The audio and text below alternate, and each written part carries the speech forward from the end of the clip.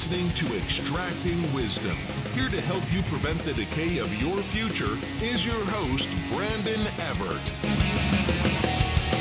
Hello and welcome back to another episode of Extracting Wisdom. My name is Brandon Evert, and this is actually the first episode I have recorded since the Voices of Dentistry podcast summit back in January. And what a time to be podcasting right now with the coronavirus pandemic that is ongoing. I really hope everyone out there is staying safe and staying healthy, and I hope you're finding some way to enjoy your quarantine. I know it's not the most fun to be all cooped up, but staying at home, we are flattening the curve by staying at home. So that is going to help a lot of our medical colleagues out there who are on the front lines. And speaking of the front lines, today on the show with me is Ben Richardson, a fellow classmate of mine who's a D3 at UIC. Ben, welcome back to the show. Hi, Brandon. Thanks for having me. You are welcome. You are welcome. Before we get into the dental side of things, I have a question for you that seems to be more and more popular as time goes on, and that is, how's your quarantine going? I think that's a great question because I keep asking everybody else too the same thing, and everyone's like, "Oh, it's going," is the common thing to say back. I think I've been trying to keep my mind busy and my body as well. You know, exercising and all that, doing these in-home workouts. But mostly, what I've been doing is volunteering at the urgent care clinic at UIC College of Dentistry. So we've been keeping that open. The college has been keeping that open under advisement from the ADA, and I'm sure other dental schools are doing the same, just keeping the emergency care going for patients that have emergency dental work that needs to be addressed. And so as students, we're allowed to volunteer and see these patients under the right precautions, and gives us something to do during this time when we can't see our regular comprehensive care patients. And it's also a great way to learn too, instead of just having to stay at home and not be able to do something. Right. That being said, you know, I don't want to encourage people to go out and try to find patients and help and all that. You know, like you said, the flattening the curve is the most important, and that's staying home. So I definitely recommend that. I'm in a unique position where I'm living home alone right now, about a few blocks from the college, and I can do my part to help out without being in contact with anybody else, friends or family. So yeah, that's the main thing. Well, first of all, thank you for doing that for all of our patients. I mean, that's a kind of a big commitment, especially in the time that we are in right now. And thanks for coming on and first of all talking about this too. I know my girlfriend and I were on a run. When was it? Like last week when we ran into you? And we saw you at the park. Yeah. And you're like, hey, we should do a podcast and talk about kind of what's going on at our school right now. So first of all, let's kind of back up before we even get into patient care. How has your D3 curriculum changed as a result of this?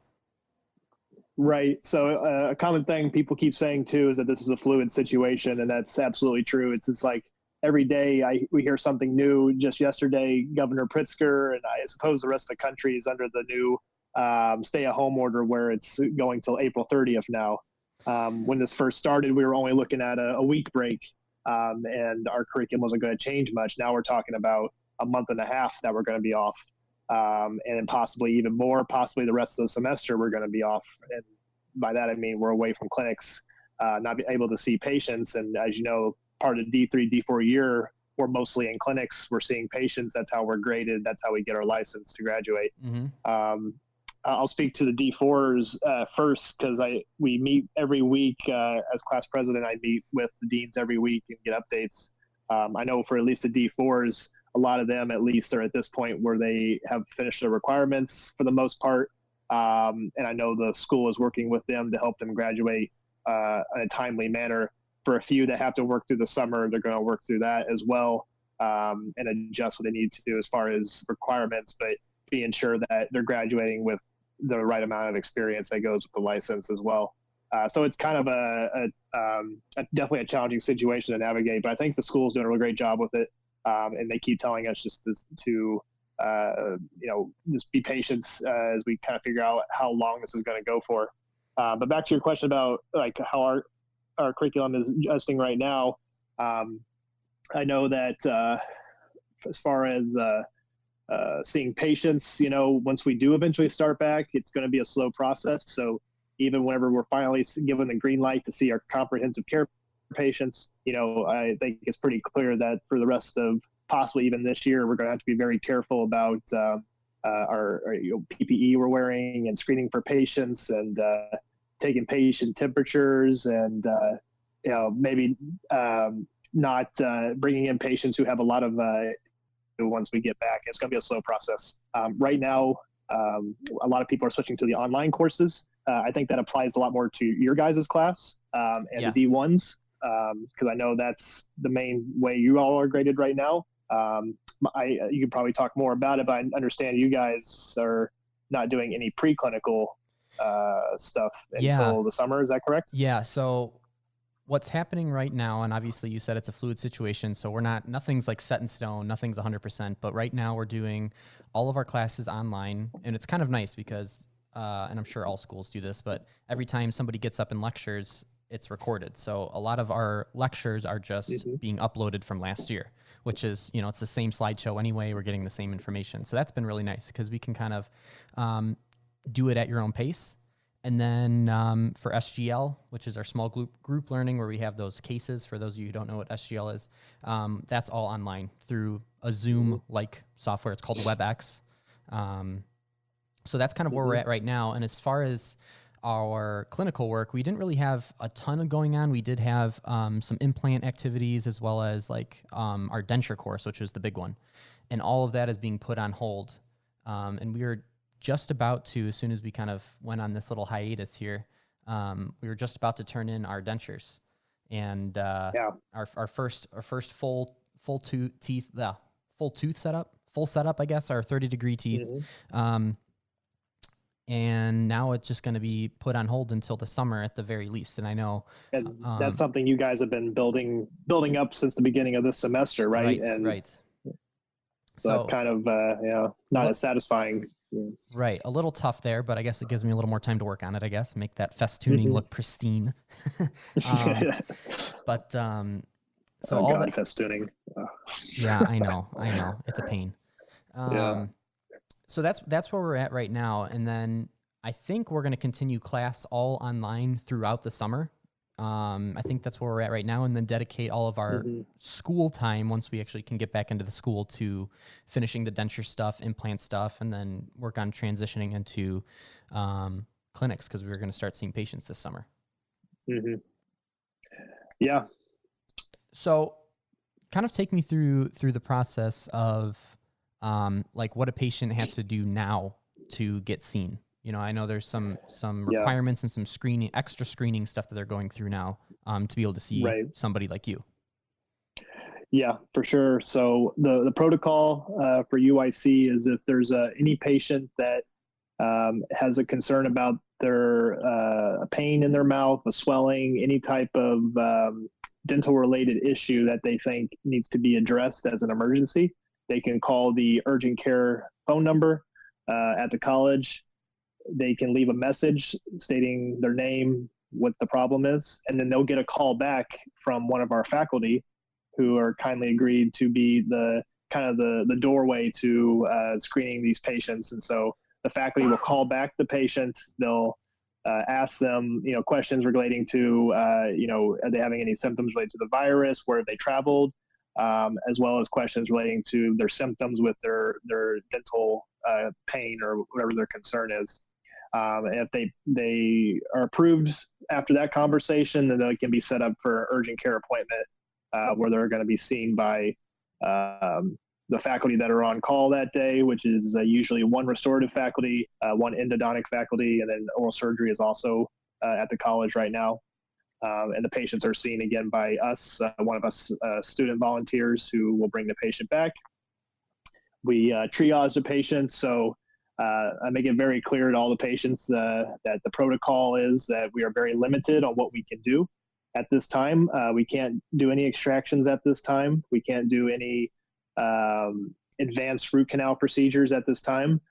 They are allowing some minor pulpotomy procedures, just therapeutic pulpotomies, to help patients that have no other choice with medications or whatnot, and they just need something done. But for now, that's about it as far as the invasive procedures and restorative procedures. We can't even do fillings. We can't take we can't take PA or bite wing x-rays at this time. Really? But we can, yeah. And what's the reasoning behind that? That is probably the most common question that every patient as well as other students have asked me, and I have no idea. I've tried asking. They said that's just what the ADA has recommended at this time, that we avoid doing these type of x-rays that are going to cause a lot of saliva. Like you put the bag on the x-ray thing and you put it in the mouth, and then you're kind of in the patient's mouth doing, with the saliva and all that. And they think it's just they think it's a higher risk for exposure and spending too much time in the patient's mouth. So we are opting instead to just take panoramic x-rays for everyone that we deem needs some sort of x-ray to help diagnose their tooth pain. So at the very least, we can still take the panos, because those just require them obviously to bite down on that little thing, and then the machine rotates around. But yeah, obviously it's not going to give us as good of a diagnostic picture of a patient's single problem, but at least we can get an idea of what's going on. Right. So it I think it really kind of illustrates how limited we are on what we can do. But at least we can take the picture with the pano. We can still go inside the mouth. We can do our diagnostic tests that we would normally do for any urgent care patient. That involves like cold sensitivity testing, percussion, palpation, just kind of different things that we do. And talk to our faculty, and basically we've been just prescribing patients what they need. By that, I don't mean we're giving away opioids or anything like that. Yeah. We're sticking to, our usual regimen, moxicillin, ibuprofen, Tylenol as needed. Right. And then just recommending patients, if they continue to have pain or swelling, then come back and see us, and then maybe we can try something else too. Or they refer them to a hospital setting where they can actually have something done. Wow. Yeah, I know it's a lot, but that's kind of where we're at. Right. It's just amazing how fast everything has shifted. I mean, we were in school like 2 weeks ago, maybe 2 or 3 weeks ago, everything was normal, and now we've come to this. It's crazy. Yeah. Tell me, this is a hot topic right now everywhere, is PPE. So what's our school's PPE situation, and what's the protocol now? Has that changed? I know you said when we talked, we're getting some N95 masks, but is there anything else that's changed as far as gowns or face shields or anything? So the N95 masks did finally come, and we have been using those. I do feel like they do give you a better seal around the mouth and nose. A little tough to breathe sometimes, and I think that's why you usually have to be sized up for them. But right now, I think we kind of got a one-size-fit-all kind of situation with those. But I do think they help. We wear goggles with those. We wear gowns, gloves, like normal. Basically, everything else is pretty normal, but just taking extra precautions of being sure we really wipe down all surfaces with Cavicide, different chemicals, covering up all areas that we're using when working with the patient. Patients, got the normal bib and goggles on as well.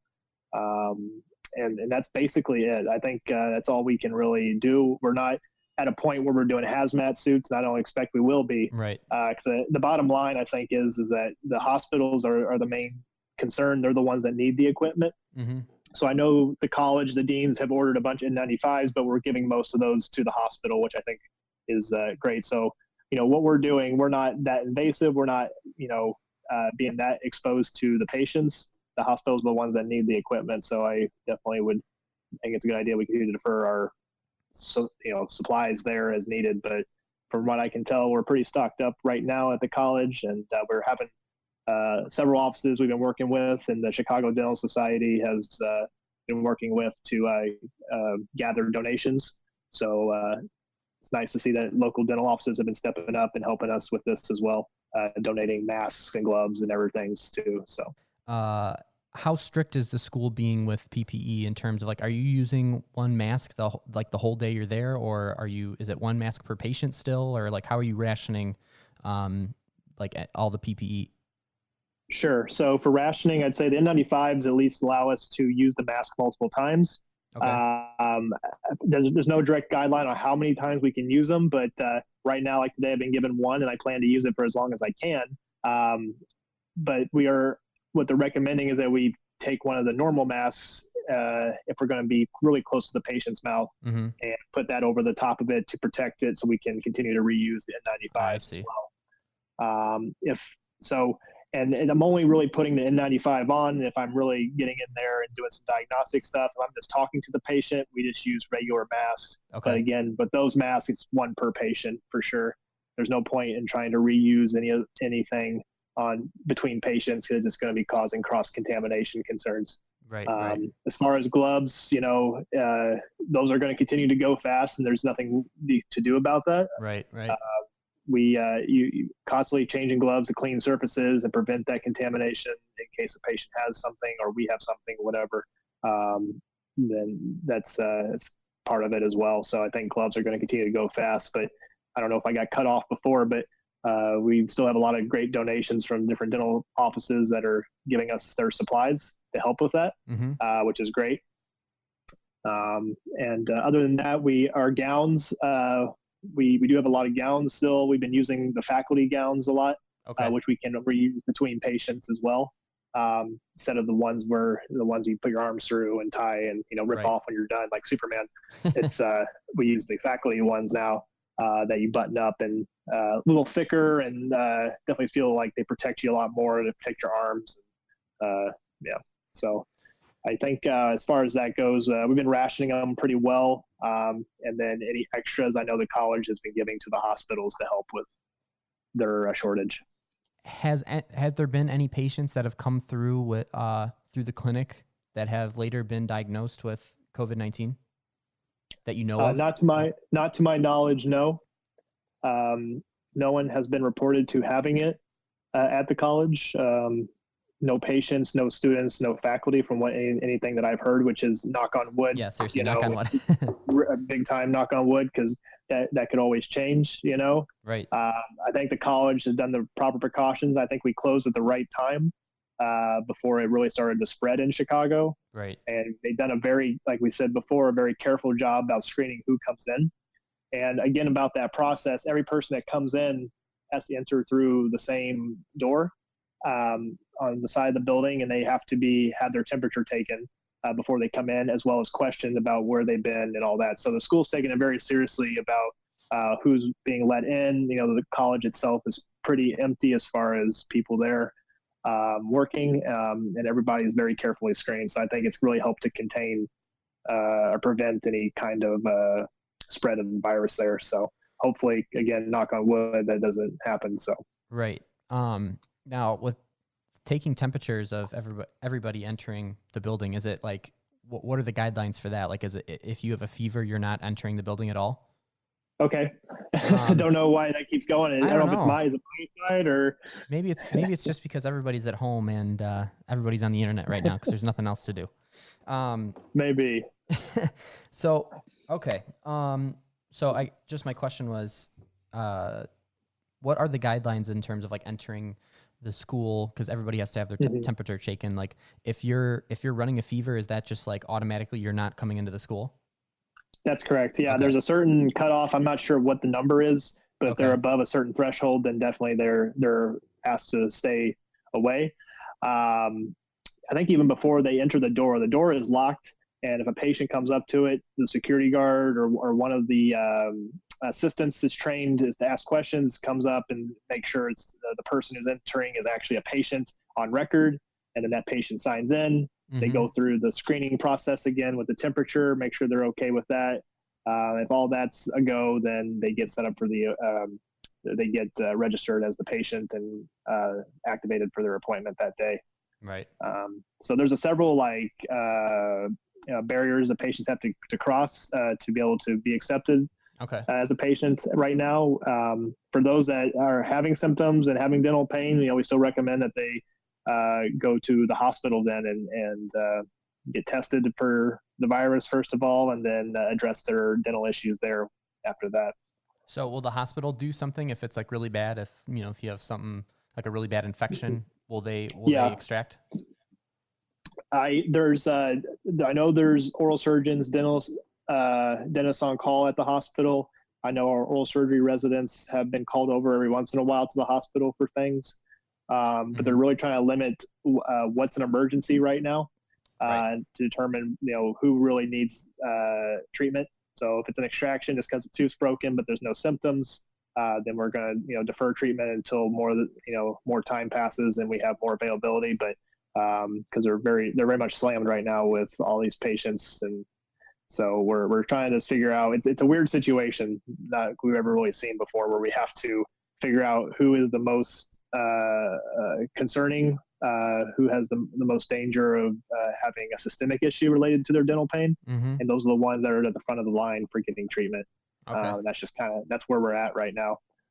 Yeah, it's crazy. I was listening to the news, and this is something that our generation, our parents' generation, and even our grandparents' generation have not experienced. Like, everybody is going through this for the first time, which is super interesting, a little scary, but it's interesting to think about that we're living through history right now. Yeah, for sure. Yeah, it's definitely scary is a good word to use, but like they say, the best at this time to not be scared, but be prepared. Yeah, be calm. Prepared and be calm. Yep. Yeah, exactly. Yeah. Just looking at the numbers here. So for Illinois right now, we have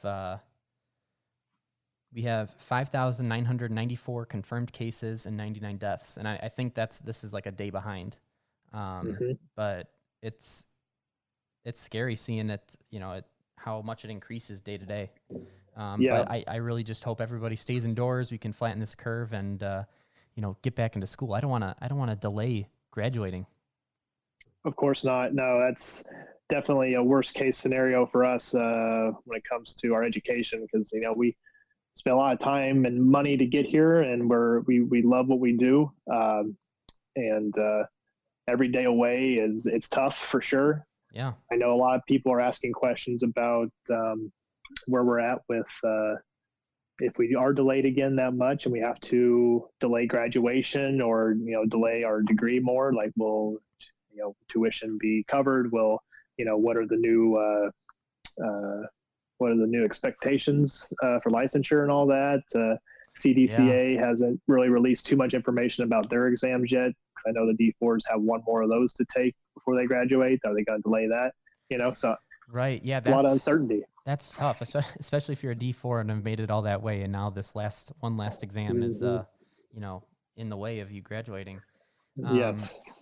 So with the conversations with the deans, I know they maybe haven't disclosed a lot, but like, do you have any idea when we'd be able to get back into school and at least start, seeing some resemblance of normal again? I don't think we'll be normal for a while, obviously, but being able to, for the clinical students, D3s, D4s mostly, being back to see patients, it's still showing that we're going to be back on the 13th of April, which is very soon. And that is something that I believe will change here shortly. They're meeting every day, I know, talking about it. I spoke to one of the deans today when I was in the hallway about it from 6 feet away. I walked up to her, she made like, stop, make sure you're 6 feet, real friendly, but right. I was like, okay, yeah. So we kind of walked down the hall with me kind of following her 6 feet behind like a stalker. Anyway, this is surreal. It really is. Yeah. You can't make this stuff up, but she's like, yeah, we understand that the governor has extended to the 30th now. Stay at home order. Does that mean patients aren't going to come in? They can't come in unless it's an emergency. And so what's the point of having clinics open? So I think it's a good chance that we're not going to have clinics open until then, at least. So I think we're looking into early May before we can get back to seeing regular patients. And then even then, like I was saying before, it's not going to be normal. It's going to be a slow process getting back. We're going to have to defer doing treatments that involve any type of aerosols. So any crown prep crown prep, basic cleanings, prophies, scaling and root plantings, the bread and butter of dentistry. Are going to have to just be carefully. It's going to be a patient-to-patient case, depending on what we can do. But I think at the beginning, at least, they've been talking. We're going to give priority to patients that have phase 3 work, like delivery of the crown or delivery of dentures, that kind of thing, because that's the least aerosol contaminating procedures we can do. So, aerosol producing procedures. So.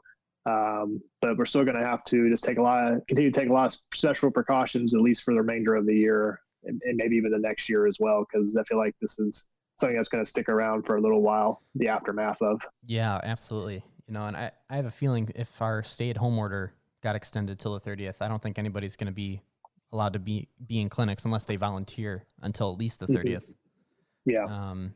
Which makes me wonder, when are we going to get our orientation? There's an orientation before you get into clinic, right? Is that how it works? Right. Okay.